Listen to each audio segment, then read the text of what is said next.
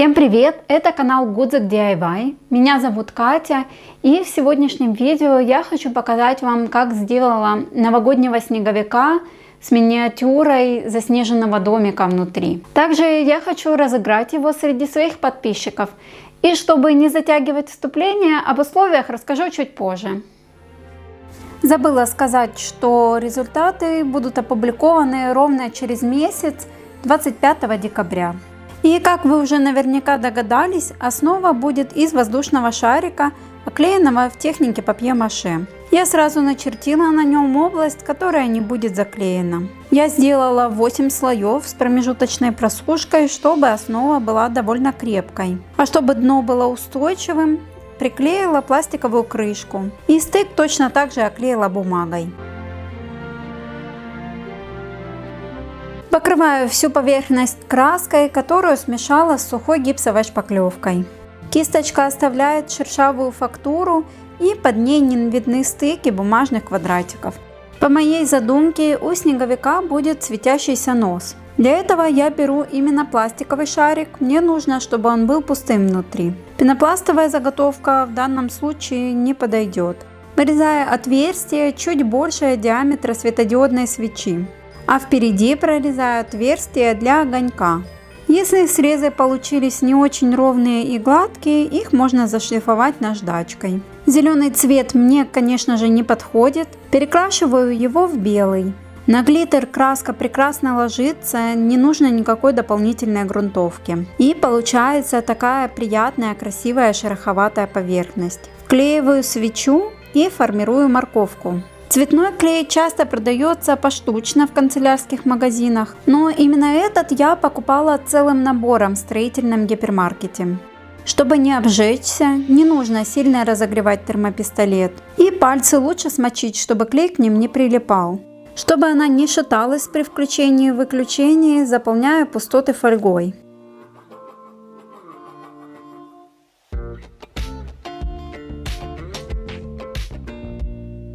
Склеиваю голову с туловищем.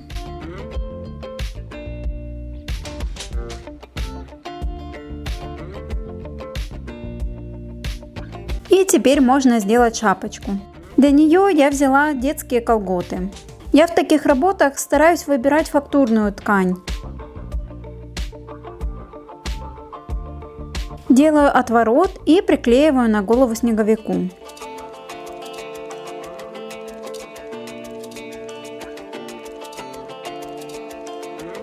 Перевязываю ниткой на макушке, а лишнюю ткань нарезаю бахромой.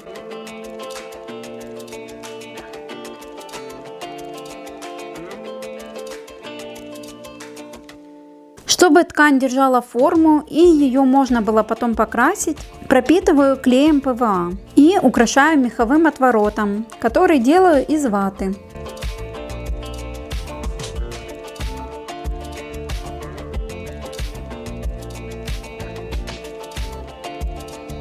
Верхнюю часть туловища тоже решила покрыть ватой.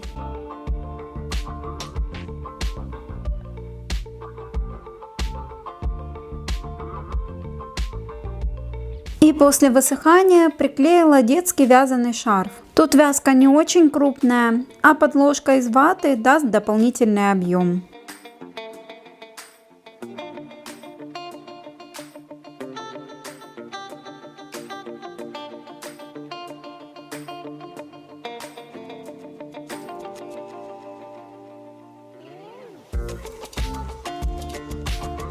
Цвет мне не подходит, поэтому затонирую в более темный нейтральный. Смешиваю ПВА со строительным колером. И одного слоя такой пропитки будет вполне достаточно. Такой красно-коричневый оттенок намного лучше подойдет к моей задумке. Рукава буду делать расклешенными. Я очень часто в таких игрушках проклеиваю, а не сшиваю швы. Но это все-таки зависит больше именно от ткани. Тут вязка рыхлая и края очень сыпучие. И чтобы все выглядело аккуратно, в этом случае лучше прошить швы. Вставляю проволоку в рукава.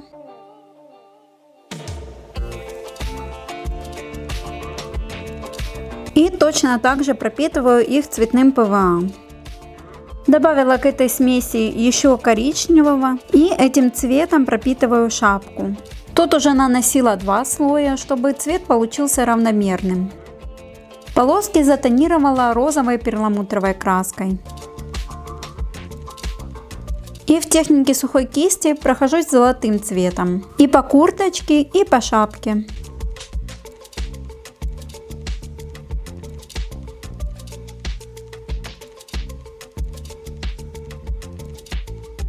Еще добавляю зеленую перламутровую краску. А курточку, прежде чем тонировать, пропитываю глянцевым лаком. И пока он не высох, частично добавляю тот же зеленый цвет и растушевываю. Меховую опушку буду делать из воздушного пластилина.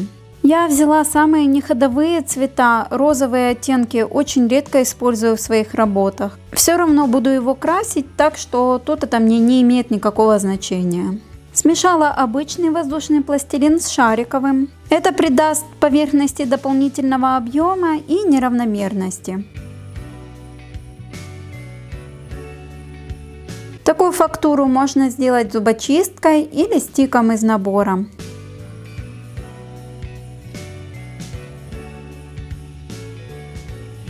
На шапку тоже еще решила добавить ваты, чтобы меховая оборка была пообъемней. И сверху пригладила ПВА с капелькой краски. Пластилин сверху очень быстро сохнет, буквально 15-20 минут, и он покрывается тонкой корочкой. И если случайно надавить, то получается вмятина или залом. Но в данном случае мне это как раз и нужно. Я взяла непишущую ручку с очень тонким стержнем и еще ей добавила фактуру. А благодаря тому, что верхний слой пластилина уже застыл, уже сделанные вмятины никуда не деваются.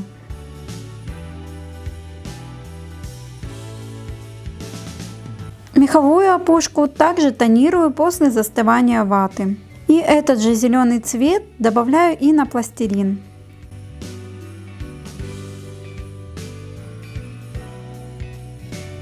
И вот таким желто-оливковым оттенком прокрашиваю уже более тщательно.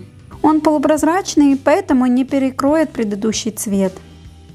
Руки цепляю на проволоку к воротнику, и их можно даже дополнительно не приклеивать.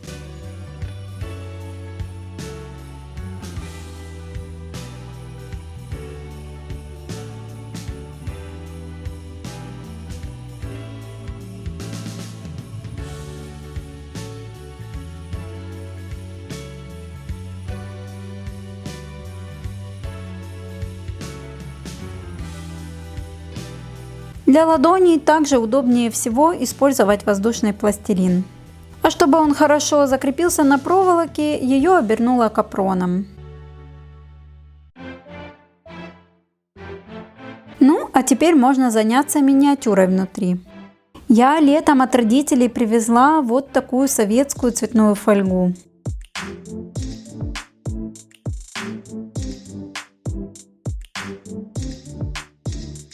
И ей оклеиваю внутреннюю часть. Она не только закроет газеты, но и будет дополнительно рассеивать свет от свечи.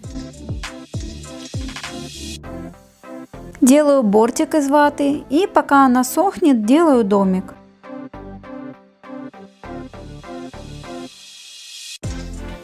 Вырезала самый простой силуэт из картона и прорезала отверстие для электронной свечки.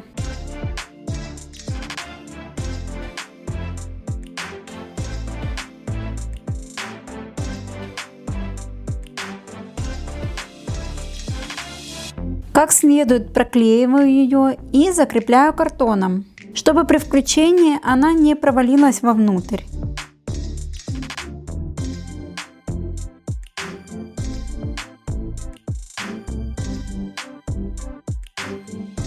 Приклеила боковые стенки и вставила распорки из бамбуковых шпажек.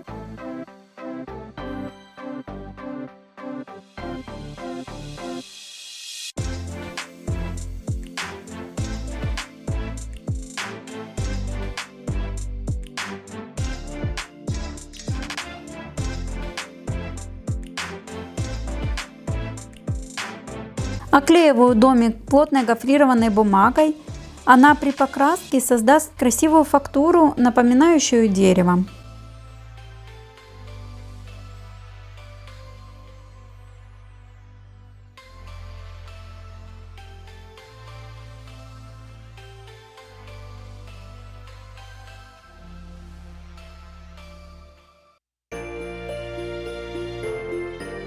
Чтобы круглое окошко было аккуратным и ровным, вставляю маленькое пластиковое колечко от крышки.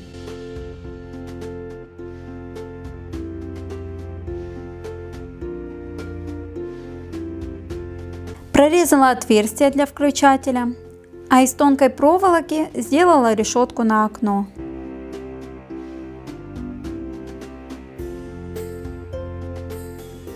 Полусухой кистью крашу в несколько оттенках коричневого. Между слоями даю краске немного подсохнуть, чтобы не размочить бумагу.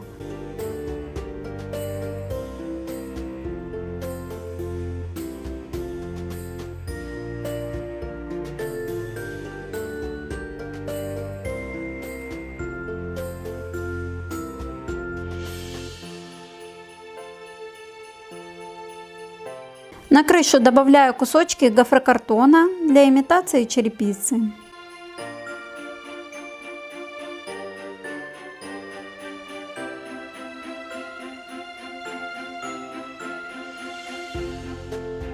И крашу терракотовым цветом в 2 слоя.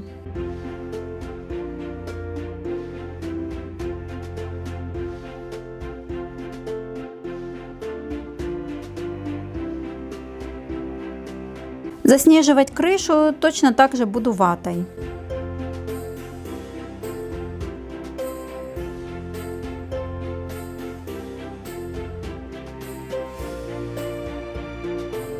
А сосульки сделаю из белого термоклея.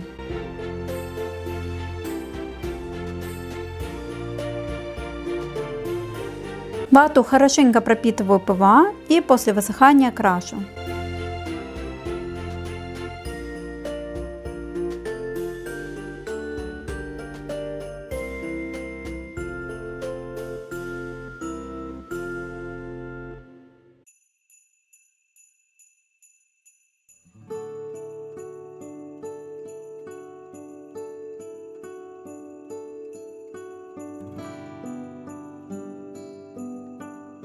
Покрываю глянцевым акриловым лаком и посыпаю белым глиттером.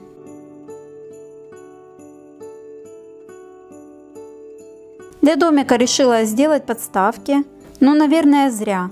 Так практически не видно его крышу.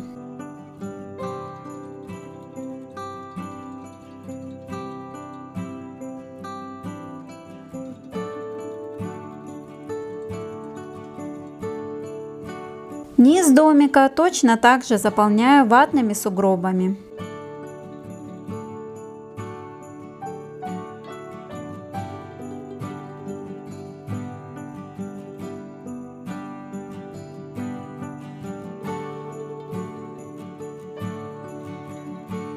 И приклеиваю ступени из картона.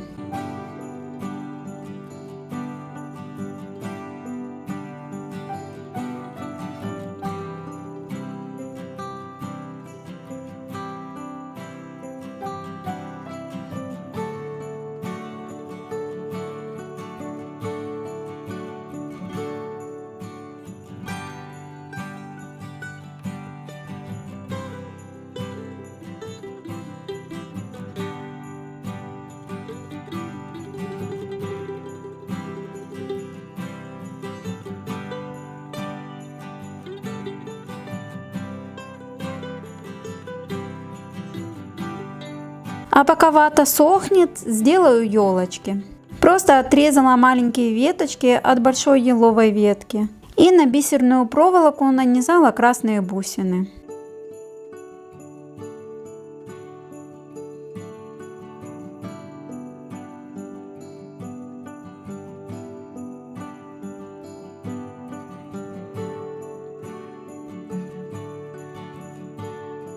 Вклеиваю и точно так же закрываю ватными сугробами.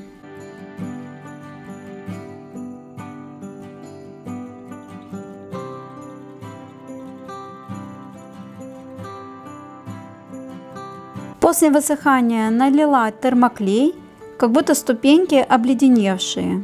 И точно так же на глянцевый лак приклеиваю глиттер. На руки еще добавила 1 слой пластилина.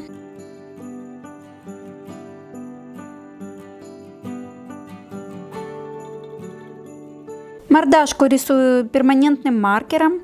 Обычный фломастер не подойдет, потому что он поплывет от лака. Обычно я делаю более простые лица снеговика, глаза и рот в виде угольков. Ну а этого захотелось сделать более мультяшным.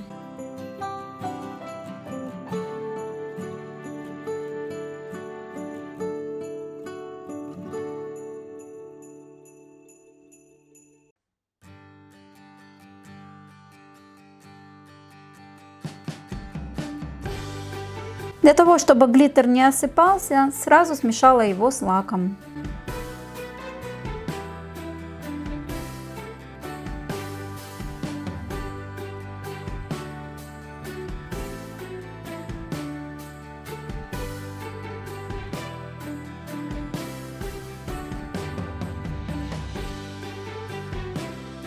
Ну а теперь, как и обещала, расскажу о розыгрыше.